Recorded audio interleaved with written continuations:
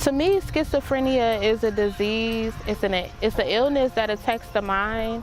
I don't believe when you have schizophrenia, you don't know when this will happen to you. I believe that it's certain triggers that it takes a person to go into different personalities.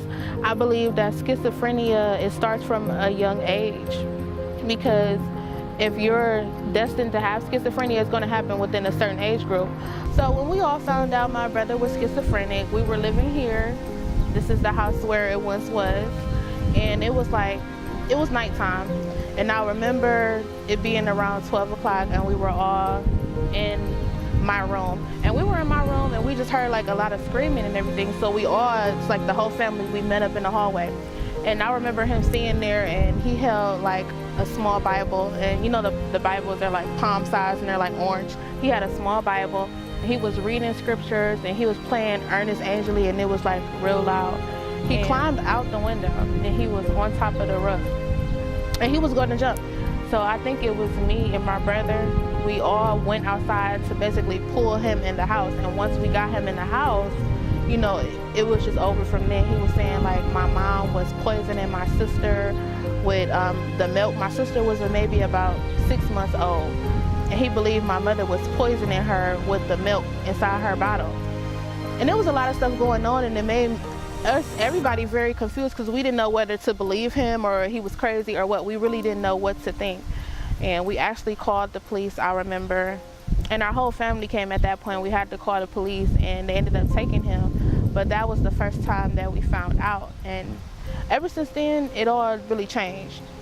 Something was not quite right that same day because my brother, I'm not gonna say that we weren't a religious family. We were a religious family, but as in going to church every Sunday, we didn't do that. And him practicing the word every Sunday, he did not do that. So for him to know the Bible verses that he knew word for word, quote for quote, that was a sign that something just wasn't right and it wasn't normal. But when my mother ended up calling someone to come and get my brother, he ended up going into like an asylum. And then from there, he was diagnosed with schizophrenia. So that's when we kind of figured out what was going on. They did release him back to my mother's care, but everything still wasn't the same. She really didn't let him in the house often. Like sometimes he would like stand in front of the door, and the way the door was, it was like a rectangle hole in the middle. And we had like a shade, so you could open the shades and see who was there. And sometimes like she would just leave him out there, and like we will all just be in the house and we will cry because, you know, at this time we know what they're saying is wrong with him, but we really don't understand what's wrong with him. So we were all hurt by the situation.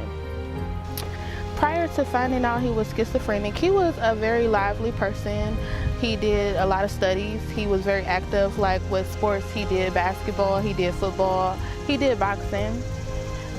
He was in school a lot, so he loved to go to school. He was doing engineering and things like that, so he was very active.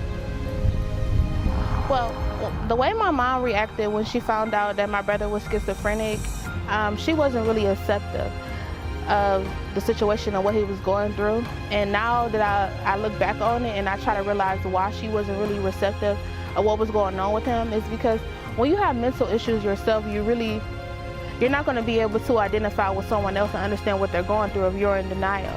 So at that point in time, she believed that maybe he was on some drugs or he was doing crack or something of the sort, but that really wasn't the case. She wasn't able to understand and grasp his mental illness and understand, you know, how this happened. And a part of it is because when you're not educated on something, you're really not going to know what is going on. So once I really realized that she really wasn't understanding him and how he felt and what he was going through, you know, we started to do research. We searched schizophrenia. We searched, you know, how it happens and why does it happen? Is it curable?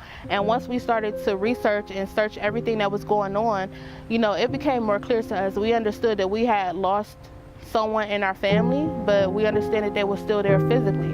And that's something my mother couldn't understand because it's something that she is still going through. She's still in denial about her mental illnesses. So when you educate yourself on what's going on with someone, it makes it easier for you to understand what they're going through so that you won't be judgmental or, you know, you won't be ignorant towards the fact that they're going through something.